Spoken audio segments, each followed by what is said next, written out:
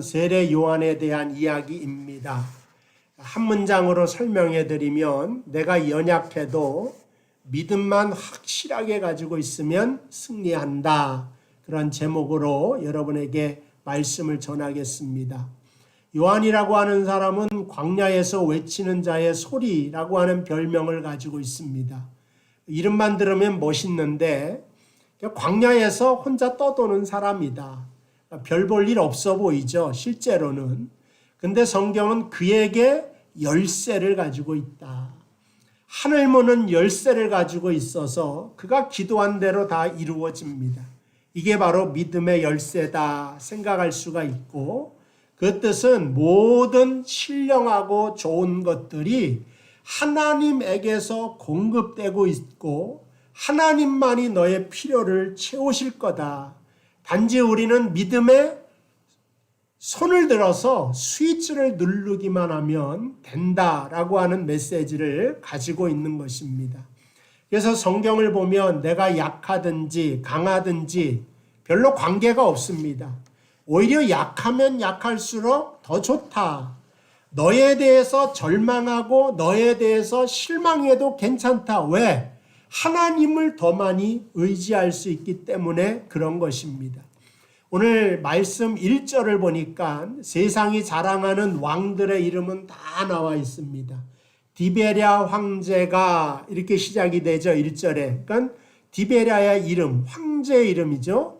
15해 곧 본디오 빌라도, 이건 로마가 유대에 보낸 총독의 이름입니다.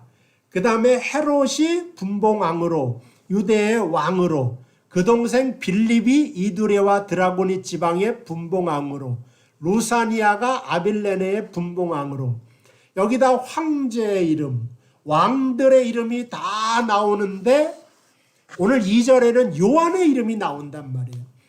1절에는 다 왕궁에서 많은 권력과 보물들을 가지고 사는 사람이고, 2절에는 그냥 사가랴의 아들, 광야에서 사는 사람, 빈들에서 사는 사람 요한이 있었다. 이렇게 비교를 하고 있습니다. 그런데 오늘 성경에서는 광야에서 아무도 살지 않는 빈들에 있는 요한에게는 세상 왕이 가지고 있지 않는 믿음이 있었기 때문에 그에게 하나님의 말씀이 임하고 그 말씀을 통하여 능력이 임하기 때문에 그가 홀로 힘있게 살아간 것을 알 수가 있습니다. 아직도 1월이기 때문에 새해가 시작이 된다 말씀드릴 수가 있죠. 우리 2021년도에 필요한 것이 바로 이것입니다. 새해에 세상에 소문만 들리면 안 됩니다. 세상에 뉴스만 들리면 희망이 될 수가 없습니다. 뭐가 필요하냐? 광야에서 들려졌던 하나님의 음성, 세례 요한에게 들려졌던 주의 말씀의 음성이 오늘 예배드리기 위하여서 하나님 앞에 세워진 여러분에게도 들려지는 역사가 나타나게 되기를 주님의 이름으로 축복을 드립니다. 여러분, 아브라함도 실수 많이 하지 않습니까?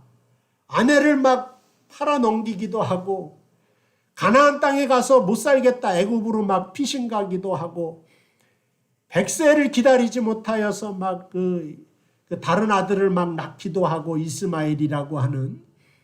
모세도 마찬가지입니다. 많은 실수를 해요.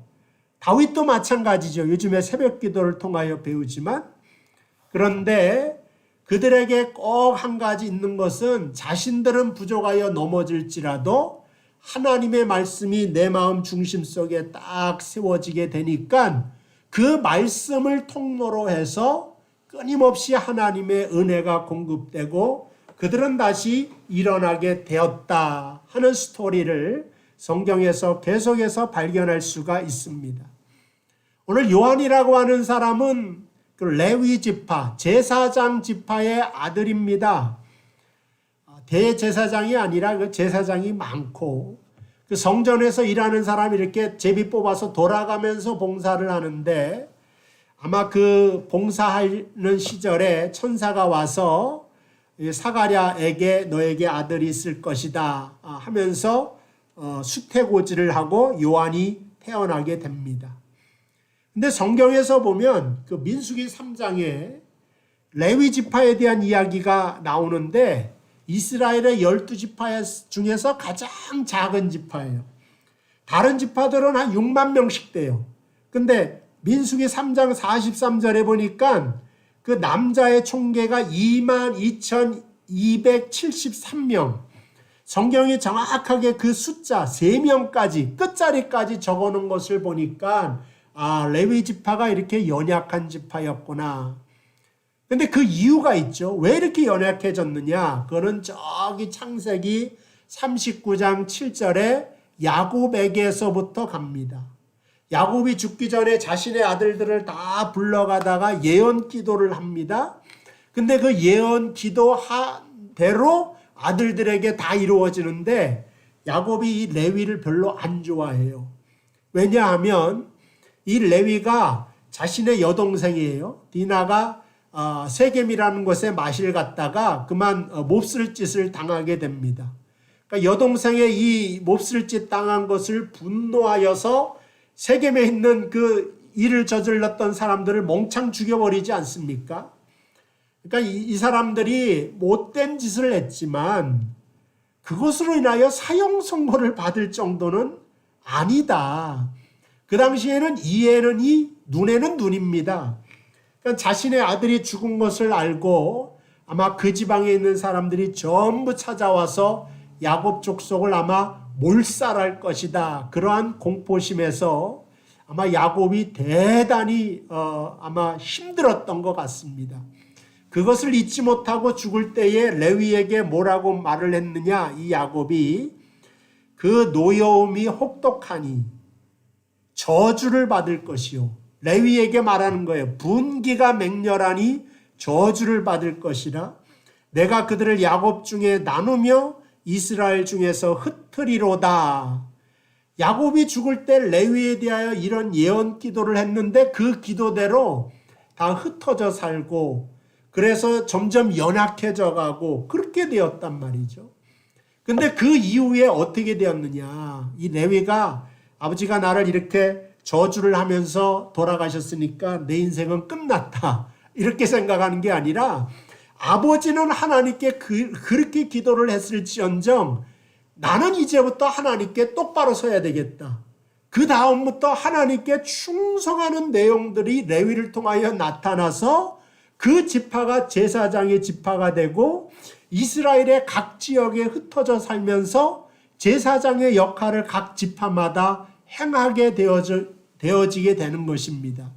그래서 그들의 수가 작을지라도 그들의 영향력은 굉장히 커지게 되고 그 후손 중에 한 사람이 누구입니까? 세례 요한이 되는 것입니다.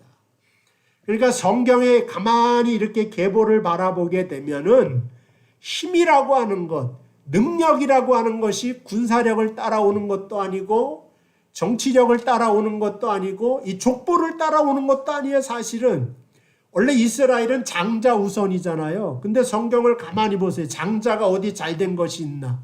야곱하고 에서도 이 차자가 되지 않습니까? 다윗도 말제 아들이 되지 않습니까?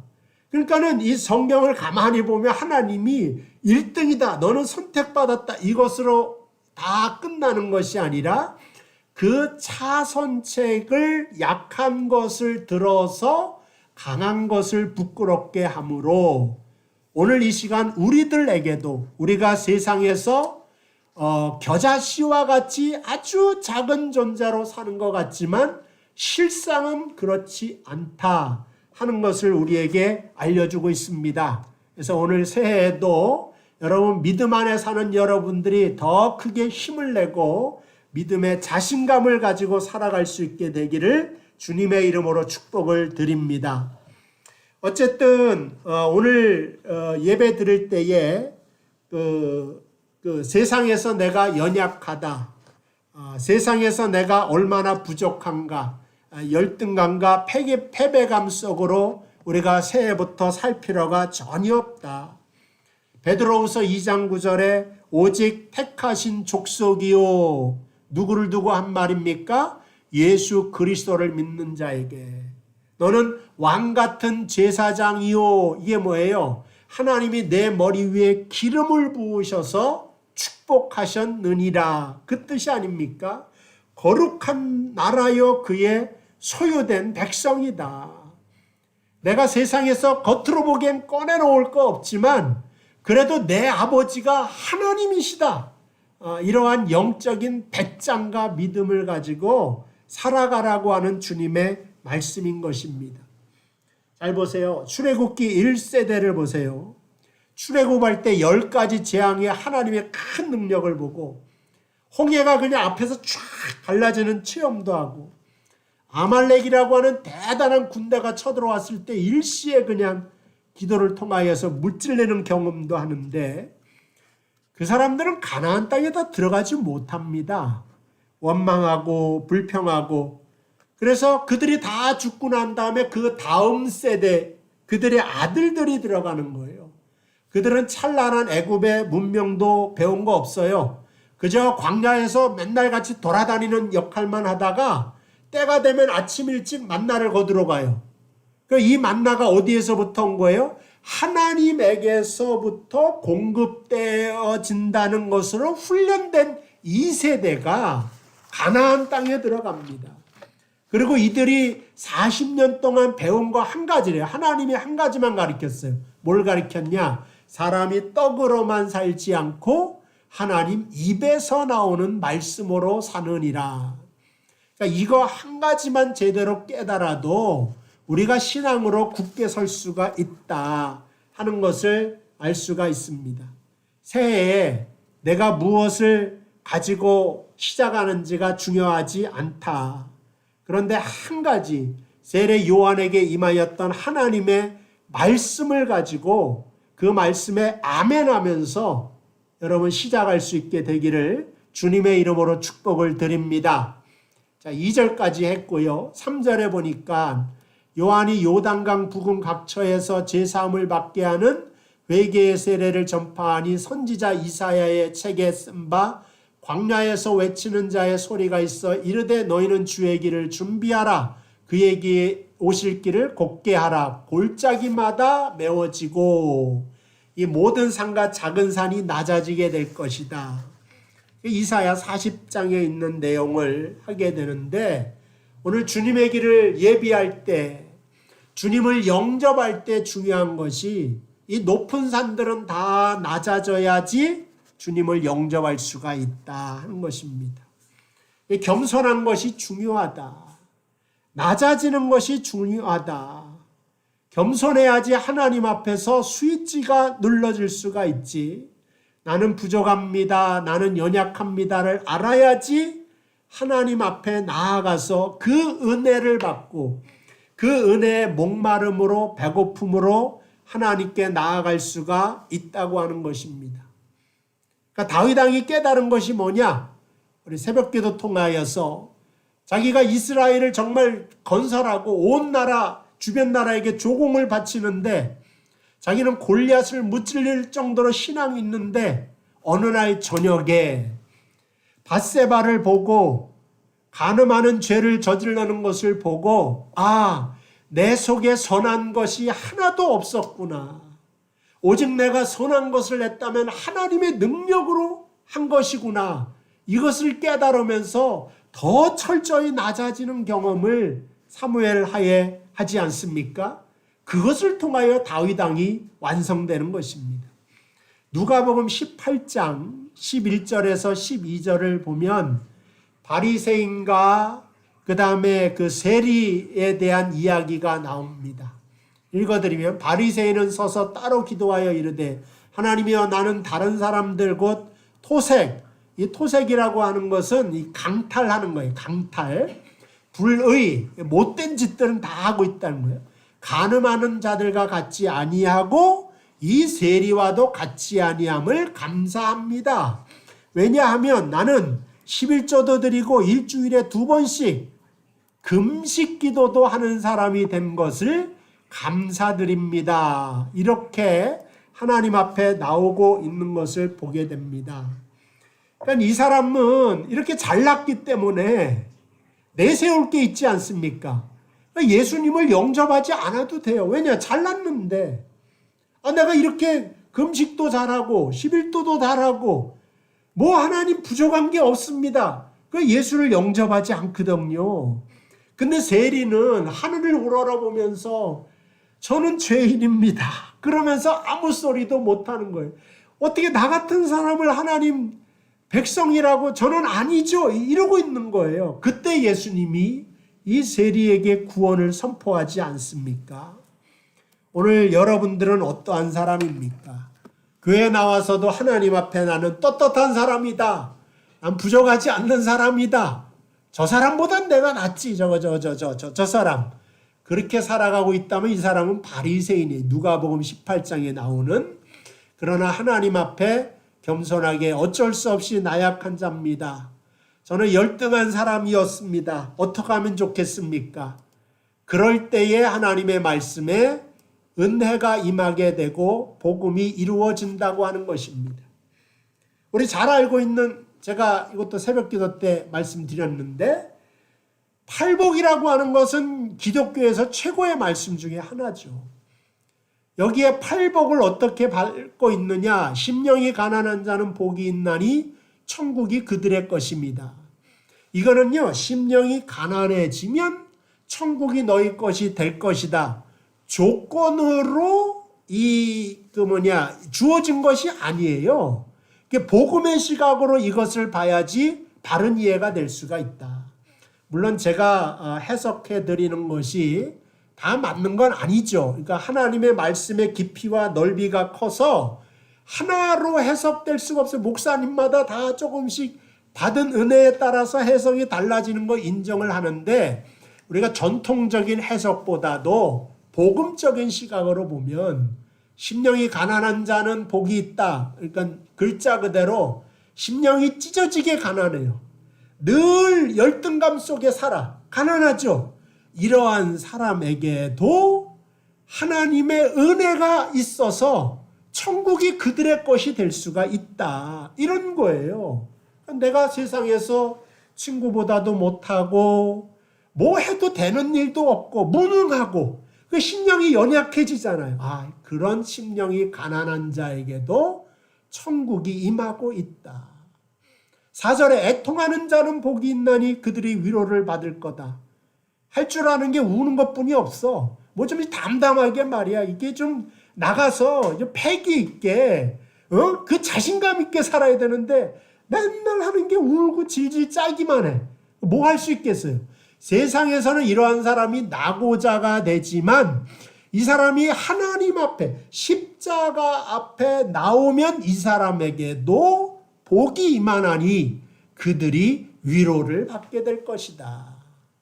저 이렇게 봅니다. 그 온유한 자는 복이 있다고 땅을 기업으로 여러분 한국 사람이 가장 후회하는 게 강남에 땅을 사지 못한 게 가장 큰 후회라고 과거로 들어가서 내가 후손들에게 할 말이 있다면 강남에 꼭 땅을 사라 이 말을 하고 싶다고 나왔는데 땅을 받는 데니까 얼마나 좋습니까? 온유한 자가.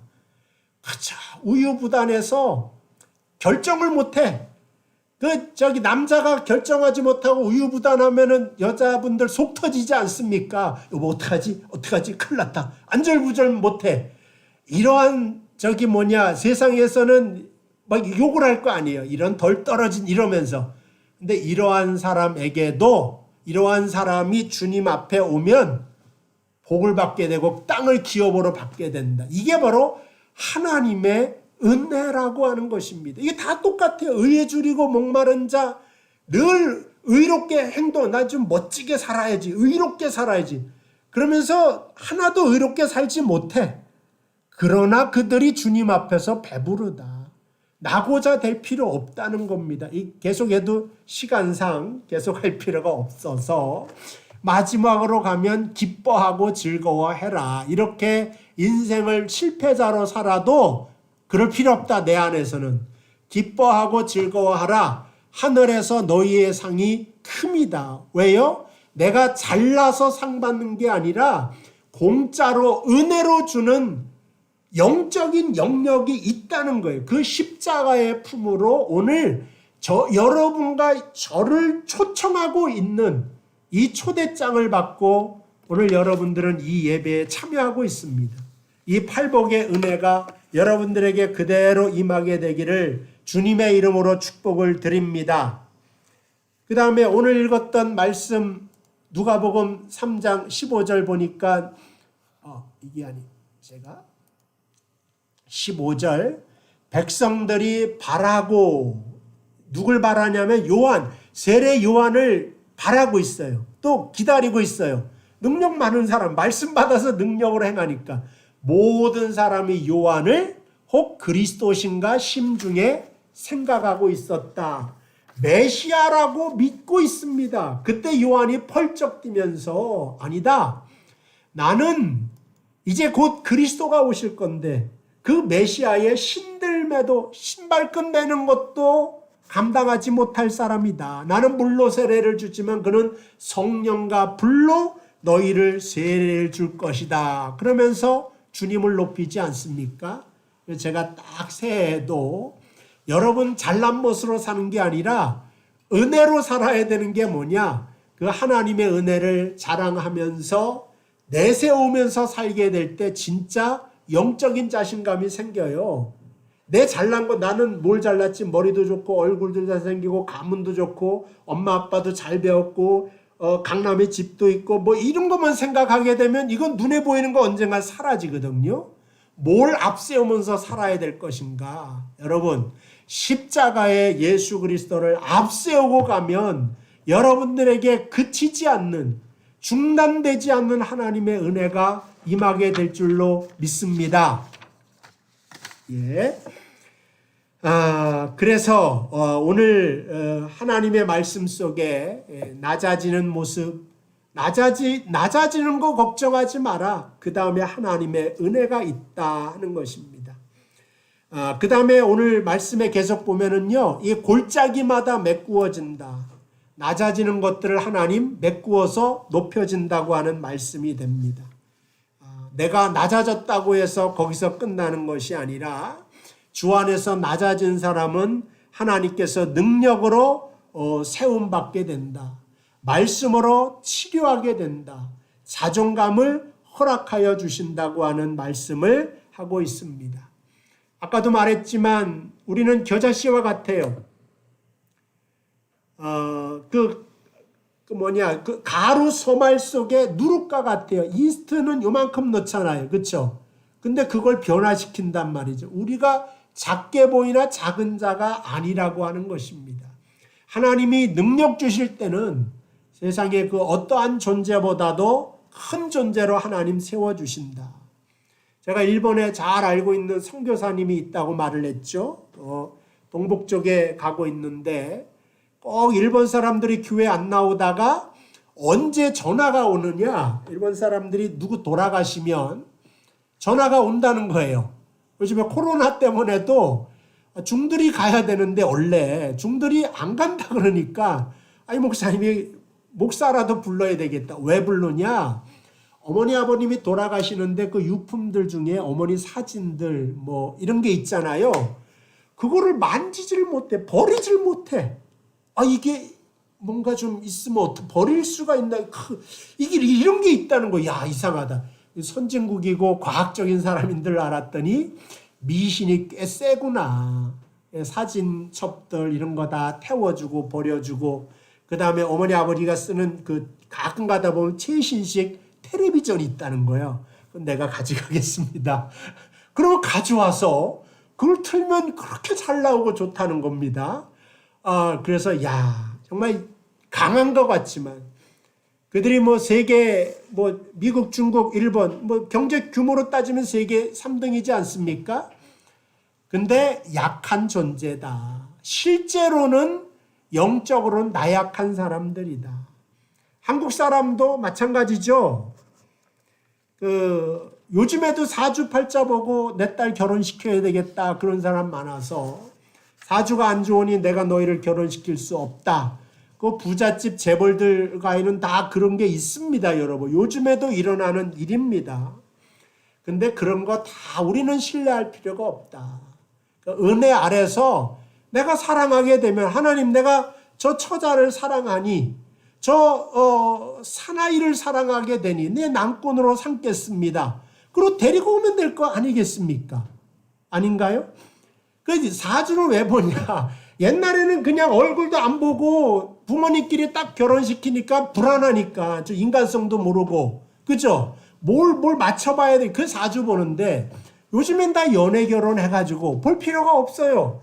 살아가다 보면 그 사람 성격도 다 알죠. 그죠? 그 사람 가정사도 다 알게 되죠. 눈으로 직접 보고 확인하는 게 더 확실하지 않습니까?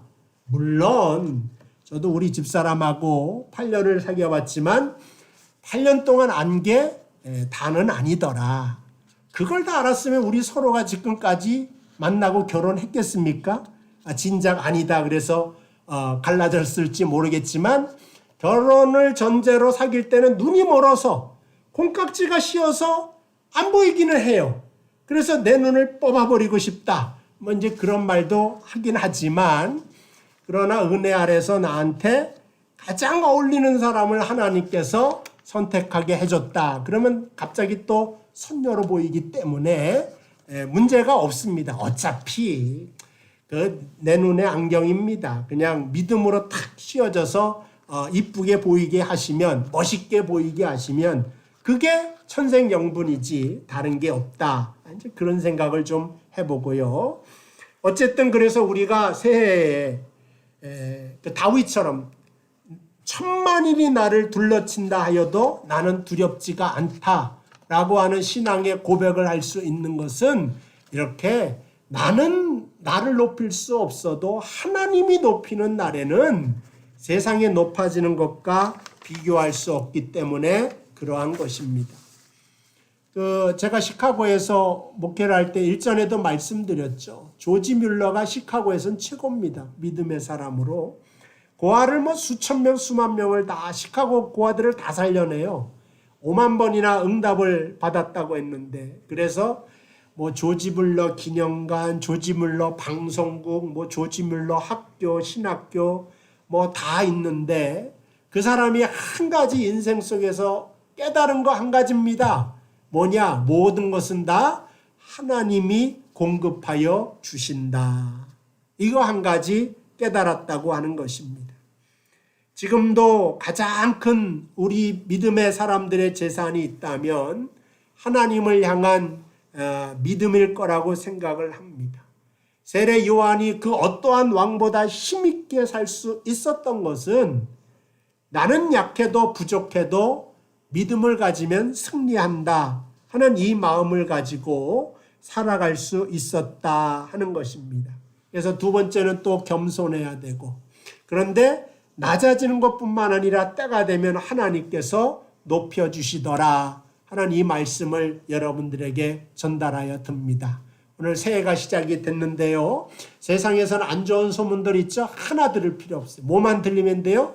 주의 말씀이 임하게 되면 소망을 발견할 수가 있고 기쁨을 발견할 수가 있습니다. 여러분들 가정에 하나님의 은혜로운 소식, 새로운 소식, 말씀의 소식이 끊임없이 공급되어 올 한 해 동안도 승리하게 되는 역사가 나타나게 되기를 주님의 이름으로 축복을 드립니다. 우리 다 같이 찬양하십시다.